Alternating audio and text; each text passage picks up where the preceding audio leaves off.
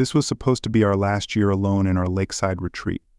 We had already gifted it to our children, who wanted to keep it in the family. It was becoming too difficult for us to come here, not as easy as it was in our younger days. While planning our move to Santa Clara, we sold our house in Vermont. The contents of the house on Bramble Street were already packed and sent to a storage facility in the gated community where we were set to move in November. We didn't take anything from the cabin except our clothes. Our car had already been sold, and we left the old Range Rover here by the lake for our children to use during their visits. Our new home was built in a retirement village. Just a mile from the gates was a small health clinic, a branch of a larger medical center. Everything we needed was close by. Shopping was convenient, and a golf cart was more than enough to get around the area. The weather here was beautiful year-round, and storms like the ones common in New England were rare. It seemed like the perfect place to spend the rest of our lives. It had been a good life. Lydia loved me, and I loved her. We had our disagreements, but we got along wonderfully. She was an amazing partner, though now we both rarely had the energy for intimacy. We still kissed and held each other. Hugs never go out of style, and from time to time the magic still happened. Our children had grown up happily. They all had wonderful spouses and were content, each finding meaningful roles in society. Lydia and I had 5 children and were blessed with 11 grandchildren and even 4 great-grandchildren. Our children were our pride and joy. It was a beautiful night, the end of August. The sky was painted in soft pink and golden hues by the setting sun, and the crickets had just begun their evening symphony when Lydia said, "I have something to tell you." I knew this day would come, and I was ready for it. There was no family as close and loving as mine, and I thought I could keep my secrets.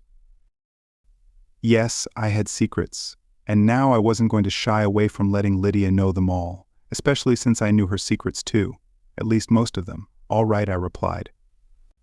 I knew this conversation was coming, and I suspected it would happen before we moved to Santa Clara. Honestly, I thought you'd wait a bit longer until the actual move. You knew we'd have this conversation? How could you have known? I only decided today that you'd had enough whiskey to finally spill it. Yes, my dear.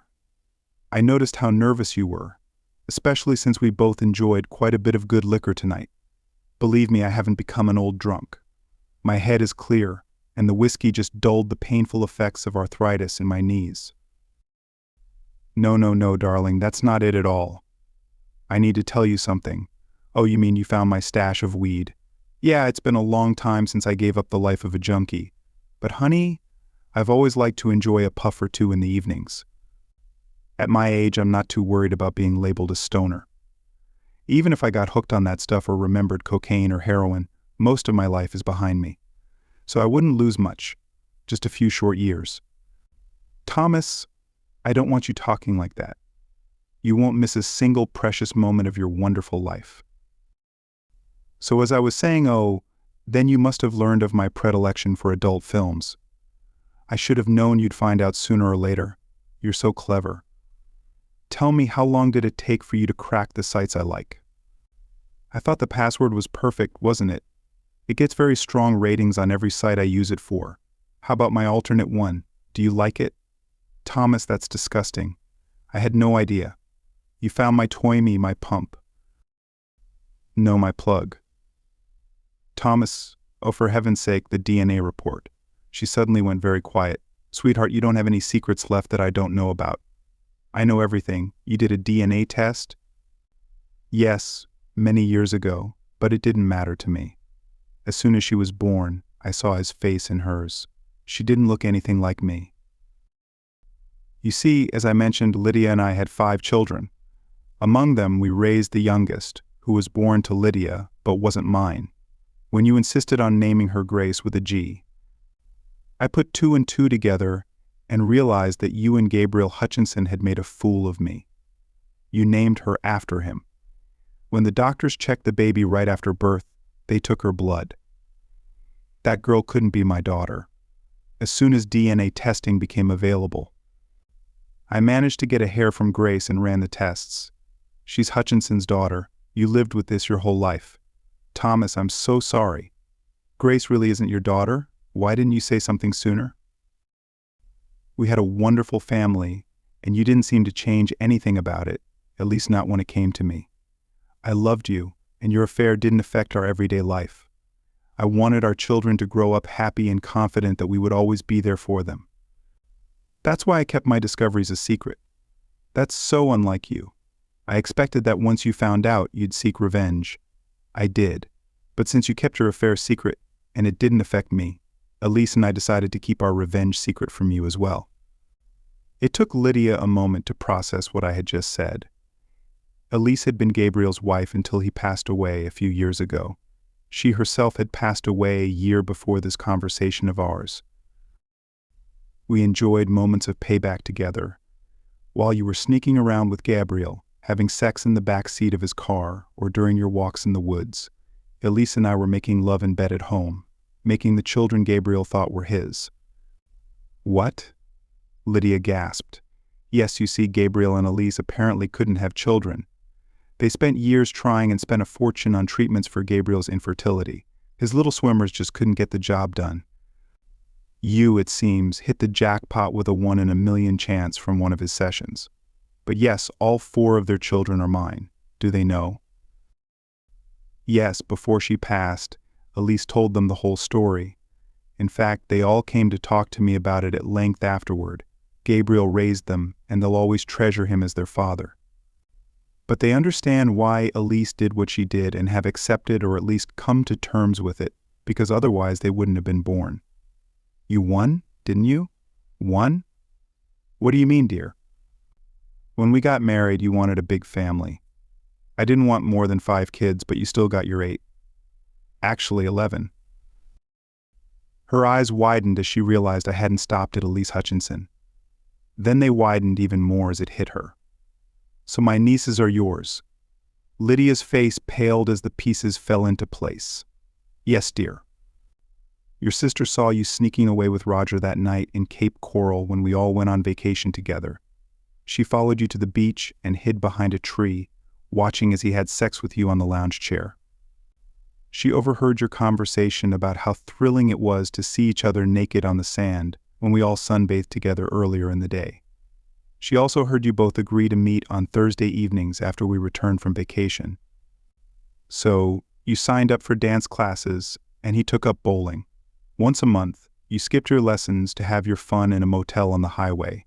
The curtains in the room weren't fully closed, so we ended up with a lot of revealing photos. I scanned them onto my laptop. I can show them to you before we go to bed. Maybe you'd like to take a stroll down memory lane. I've got pictures from your other affairs too. Lydia really did look beautiful when she was shocked. Relax, I didn't have to seek revenge on any of the others. They all met with their own tragic fates that I had no control over. It seems like you've got some bad karma. Remember Daniel Cross, the delivery guy from the Postal Service? He got arrested for drugs, didn't he? The cops pulled him over after a tip that he was transporting cocaine in the cargo hold and delivering it to his regular clients right to their doorsteps. He's probably still sitting in prison.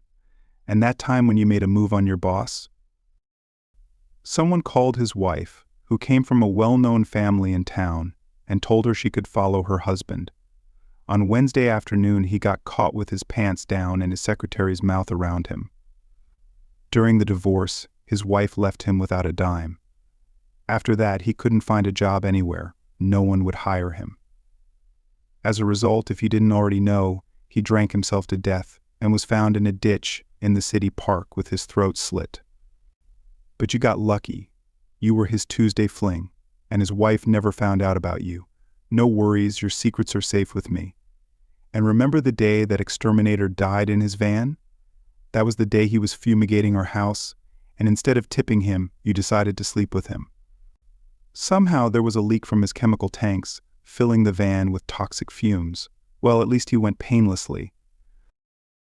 Then there was little Tommy's first-grade teacher, Jacob Haynes.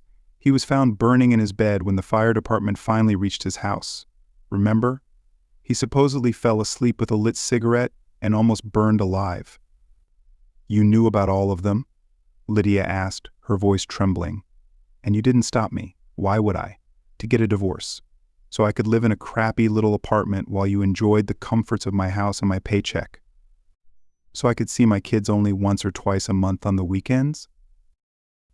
So if I ever wanted to remarry, I'd have to take on another job just to support two families without having any time for dating and end up never having sex again.